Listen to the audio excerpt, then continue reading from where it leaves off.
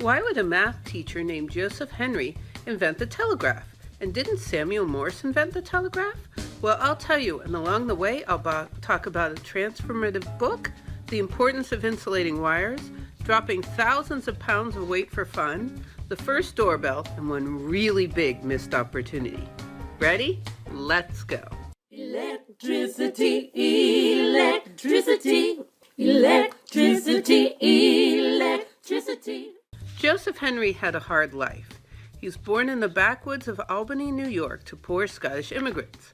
His father was a notorious drunk who died from it when Henry was just 9 years old. Henry then dropped out of school and worked as an apprentice for a watchmaker, but after a couple of years, the watchmaker went out of business. He then took odd jobs and dreamed of becoming an actor, while his mother took in boarders. One boarder loaned the 16-year-old a book on science that inspired him to, quote, devote my life to the acquisition of knowledge.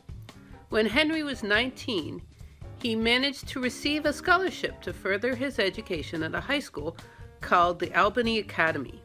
He studied mathematics, physics, and chemistry, and supplemented his income with tutoring.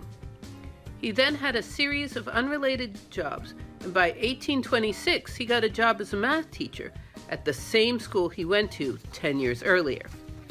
At first, Henry was glad for the offer of the work at the academy. However, he really wanted to do research and quickly felt irritated spending half his time with the drudgery of teaching algebra. Then one day, he read a paper of how an Englishman named William Sturgeon had made a magnet with electricity by wrapping wires around a soft iron bar. Henry decided to use this method to make the strongest magnet he could with a single simple battery. Henry came up with the idea of first wrapping the wire with silk, making the first insulated wire, which allowed him to wrap the wire as tightly as he could around the metal bar. See, before Henry, they didn't have any insulated wires, so the wires could never touch. At first, Henry got a stronger magnet with more coils of wire. However, after a little while, adding more wire didn't make the magnet stronger, it made it weaker. Henry realized that the battery was producing less and less current when he used the longer wire. The longer wire, the more resistance it had. Henry then got the idea of wrapping a bar of iron with 9 separate coils of wire that he could connect individually or combine to the same battery. He then experimented with attaching different sections of the magnet to a simple battery, just zinc cylinders with a copper and a half pint of acid. He put a scale under the magnet and measured the maximum weight it could support. If only one coil was electrified, it could support 7 pounds.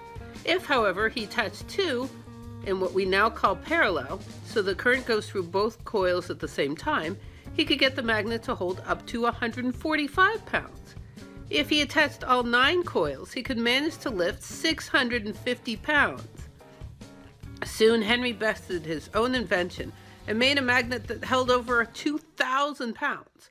One of his favorite demonstrations was to lift very heavy object, then remove the battery and have it fall down with must have been a terrifying bang, which according to Henry, quote, never fails to produce a great sensation among the audience, as before the fall they can scarcely believe that the magnet supported the weight.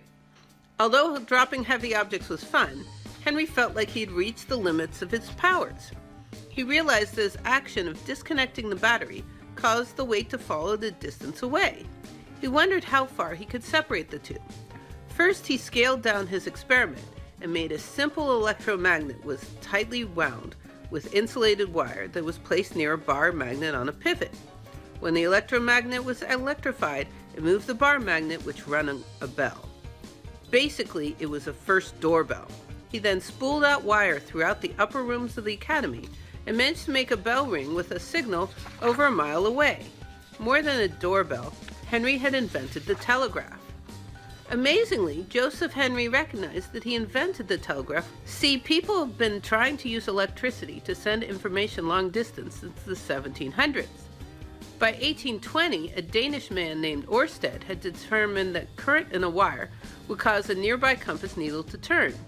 After Ørsted, multiple people attempted to use this fact to transmit signals long distance, a system they called electric telegraph.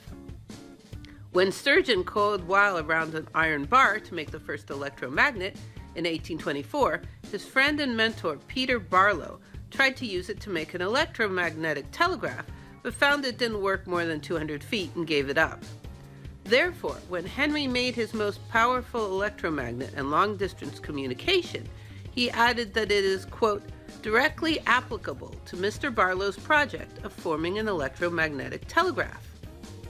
Henry's publication in 1831 won him acclaim, and he got a job working as a professor at Princeton University, then called the College of New Jersey, the very next year. 3 years after that, he built a combination both of his bell ringing and his heavy lifting demonstration. He had a battery connected for miles to a small coil. Instead of the coil ringing the bell, the coil pulled a switch that opened a circuit with another battery that was holding up a very large electromagnet. In this way, Henry could remotely drop an astonishing weight from long distances.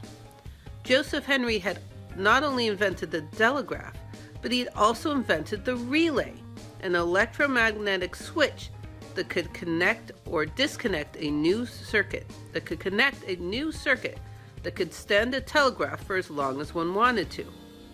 Notice that Henry was thinking of aiding others in the telegraph. He did not realize how powerful, influential, and financially successful the telegraph would be. All Henry needed was a simple switch for the sender, a simple clicking and recording device instead of the bell, and a code, and he could have been rich. Instead, the money and fame went to a truly loathsome person, Samuel Morse of the Morse Code. And that story is next time on The Secret History of Electricity. Electricity, electricity, electricity.